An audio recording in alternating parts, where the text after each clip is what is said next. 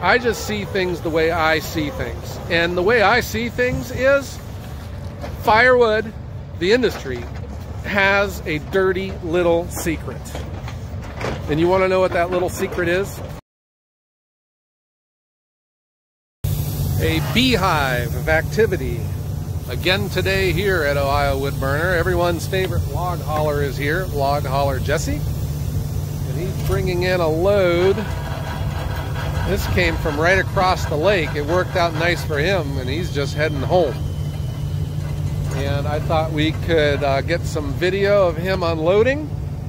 We're going to be putting him right here. Let me turn my camera.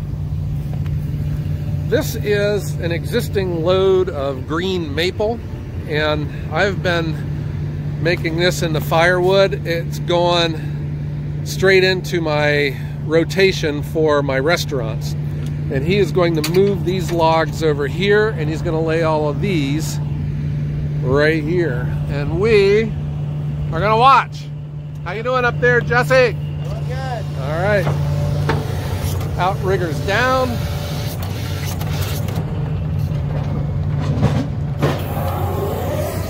I got to watch where I'm going here myself.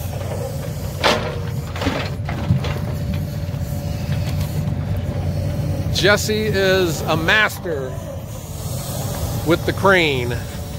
I have had a number of drivers here this week, and you know how you always compare, and no one even on their best day can keep up with this guy. He is something. So these logs are just going to get laid right on this ground.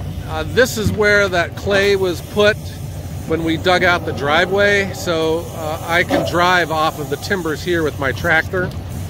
Otherwise, you know, we'd have to lay one of those mats down that I drive my tractor on top of. So he's going to get busy unloading, and I'm going to move out of the way, guys. We had that real rainy stretch, man. It rained for like 9 days straight. Not constant, but every day it rained. And everything got real soft. Jesse had said it slowed down the logging industry for a while. Everyone kind of went on pause. But now we seem to be back. That wind's really whipping. We seem to be back in our schedule. The logs have been coming on. I've picked up a number of loads. If I had any heartburn about not getting any logs, they have... I've gotten better at it. I'm feeling better. That's one of the things I can cross off of my list of things to worry about. So this is getting into the busy season for me, and I can just say my phone rings constantly. So guys, I don't even answer my phone anymore. I just let everything go to voicemail, and I return every call, but it takes me a while. What I've been trying to do is I try to stay away now from talking on my phone when I'm driving. I don't know, it just seems like maybe I got too much on my mind, or maybe I'm getting older. But you know, when you're driving, hauling, and you got your name on the side of the truck, I just try to make everything go easy. And so I don't make phone calls anymore. And I always notice too, when I make a phone call back to a customer and I'm driving, they're trying to give me the address, and I want to like write it down when I'm driving down the highway. It's just too much for me. So I return calls in the evening, and if I can't get through all of them, I just put them on the list, and I get to them the next day or the next day. That's how busy it's been. On the weekends, I just turn my phone off because I need a break sometimes, and I'm serious. I get 20 to 30 phone calls a day. I guess that's a good sign, but I also know I don't have nowhere near the volume to keep up with that. Now, not the majority, but a lot of those customers are just, kicking tires, they're window shopping, they're checking prices. And we always have an honest discussion with customers, and I have no problem helping them out. I tell them I'm not the right service for you. It's the people that are looking for, big chunk wood for their fire, for their boiler. They could care less about the way it looks and all. My wood's split too small for them. They understand, and I always refer them to people that I've developed relationships with so that they can I just thought I saw a big oak log coming off that truck. We'll look at it here after he's done. But that is, you know, that has just been the way things go here this time of year. We've had our first frost and the phone started ringing. You know, and that got me to thinking, guys. And here is maybe an idea to think about. And I'm not the expert here. I just see things the way I see things. And the way I see things is firewood, the industry, has a dirty little secret. And you want to know what that little secret is? Here's the secret. It is easy to sell firewood. Easy. And I'm not taking away from anyone who sells firewood. All I am saying is if you make the firewood, if you have the firewood, you're going to sell it. And you will sell out of it, and you will probably sell it by accident. And that leads me to what I'm trying to get at here about the way that you're pricing your firewood. I thought we were getting some more oak in there. Guys, I am going to challenge you with something. If you have firewood for sale, and I don't care if you just got a cord that you're making, you know, for beer money, or if you are a producer, I'm going to challenge you right now. Think about what your asking price is for that cord of firewood. Okay? You have that number? Now, multiply it by the number 2. And math is not my strong suit. That is what you should be selling your firewood for. I challenge you. List your firewood price for that and tell me what happens. And I will tell you what's going to happen. You're going to sell it. That's just the way firewood is. It is easy to sell firewood. And I think we sell ourselves short. Even if you are just dealing with a pulling and a pickup, where I started. You have the machines, you have the truck, the saw, and you have the desire to make a cord of firewood. And just because you have the ability and the desire to do it doesn't mean that everyone else does.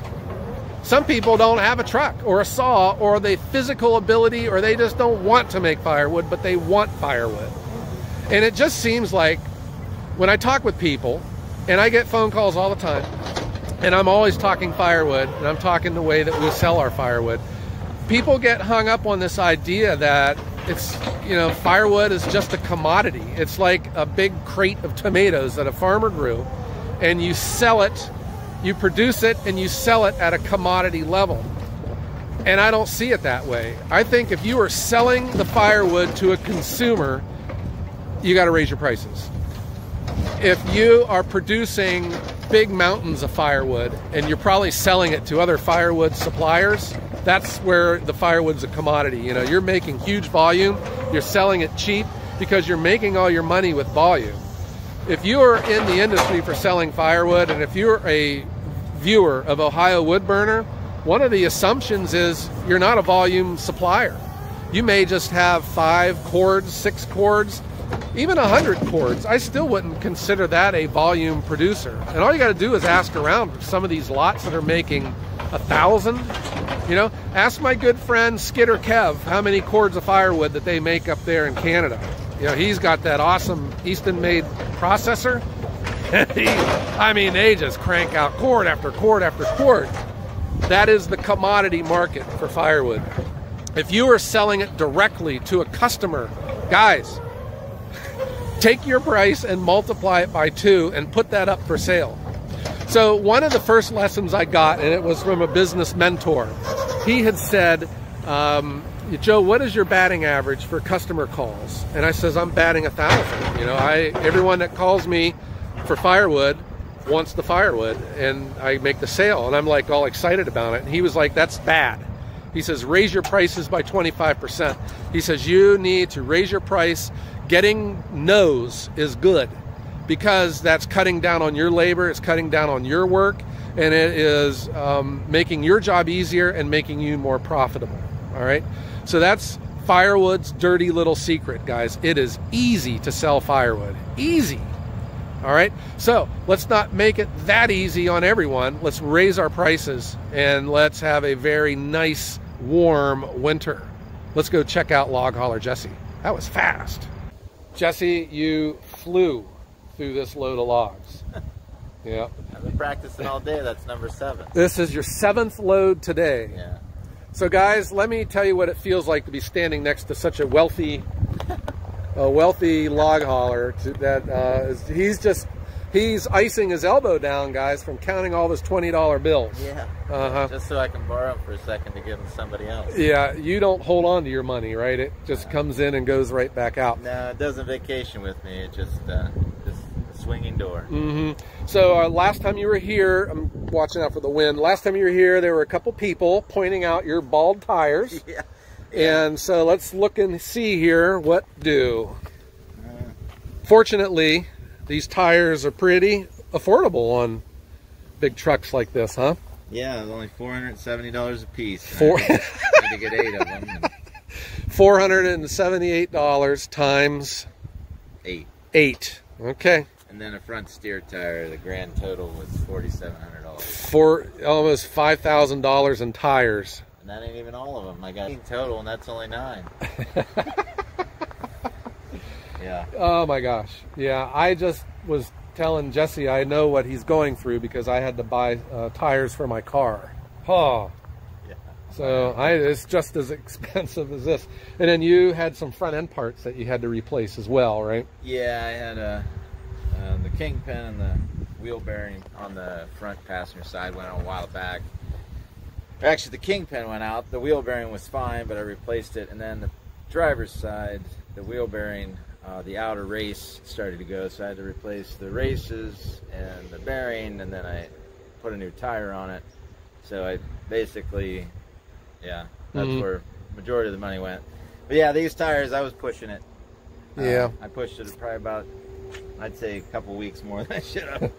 But when you got a sticker shock like that, you don't want to go spend it all away. So, you know, I think sometimes I have Beagle in my DNA because I'm like very smell oriented. Hickory, cherry, firewood. I am getting a really rich brand new tire smell as I stand here too. They smell awesome. I love the smell of new tires. And these are still getting some good good aroma off of them. Still smell like money spent. Yeah. So, Jesse, we had a number of people asking if you are going to be making an appearance at the Paul Bunyan show coming up this weekend. Yeah, I'm pretty sure I'm going. Of course, you know, when you're going, I got a wedding to go to that day. So you're not going to be there Saturday? Well, I'm trying to work it out. So the wedding goes till later. So I figure if I stick around and bolt out of there, you know, maybe by 1, you know, it would work out. But yeah. All right. But if you can't make it Saturday, you're going to try to get there on Sunday. Yeah. Is that right? Yeah. Is your dad going to go with you? Yeah, probably. I haven't talked to him yet, but he's usually good for a free ride. So Jesse's dad is in his 80s? He's 80, yeah. And he still drives a log truck? Well, he drives a dump truck right now. He's driving a dump truck. Yeah, he just sold his truck and he might be driving it for a little bit. Oh my gosh. Yeah. So that's where the work ethic comes with you, I guess, huh? Yeah. Are you unbridled determination is what it is. Yeah. So when you're in your 80s, are you still going to be driving this truck up and down the road? No way. No way. No, you have other plans for retirement, huh? Yeah, I did construction for years. I think I'm probably going to get back into that, or not construction, but just remodeling houses or something. Because with this, it never ends. You know, you go to work, and then you fix the truck, and then you fix the truck and go to work, and you work, and go to work, fix the truck. And then the other option would have been though having payments, right, for a new truck where you could think maybe it won't break down as much. Yeah, I mean, but you're making payments. You got to run the wheels off of it, you know, because I think with about 300,000 to 320 now for a brand new truck with this many axles and the loader and the grapple and everything. So, and you normally with a commercial loan, you got to pay it off within 5 to 7 years. So you do the math. That's a big payment. That is a big payment. Yeah. So the time that you're not wrenching on the truck, you should be behind the wheel making that payment. So, you know, it's one or the other. Payments or parts. Either way, you work too much when you own one of these. Yeah, gee whiz. Yeah. So, but you had said that there's a shortage in our area of log trucks. There probably should be some more, huh? Yeah. The problem is, you know, you got to work on them. If you pay somebody to work on it, All right, we'll put it in thirds. My fuel's a third, I'm a third, and parts and insurance is a third. So if you take everything down to 33%, if you eliminate the maintenance part, I get to keep part of that because I work for free. Yeah. So, but if you pay somebody to work on it, you know, if you have a brand new truck, then you got a warranty. The problem is with the warranty, they're not in a real big hurry to fix it for you. Right. You know, and you still got that payment. So you could take your truck in for repairs, but it's going to sit there for a couple weeks, probably. Huh? Nobody's going to fix it faster than the person that has to pay for it, and that'd be me. Oh, wow. So, Jesse, that is deep, man. That could be the title of your biography. Okay. All right. So you've had a long day. The sun is getting low in the sky. Yeah. And be on the lookout for this guy at the Paul Bunyan show. Yeah. I'll be in disguise. Yeah. And then, you know, we might have a cookout here coming up this weekend. Yeah. Maybe you can swing by for that. Yeah. Okay. Last time he was here, he drank all my Dr. Pepper. I think you spiked it. All right. Well, Log Hauler Jesse, thanks. That was a really nice looking load of logs. Yeah, it'll keep you busy. All right, guys. Any questions for Jesse? Put them in put them in the comments because he reads them, and he'll get back to you guys. All right, everyone. Have a great day.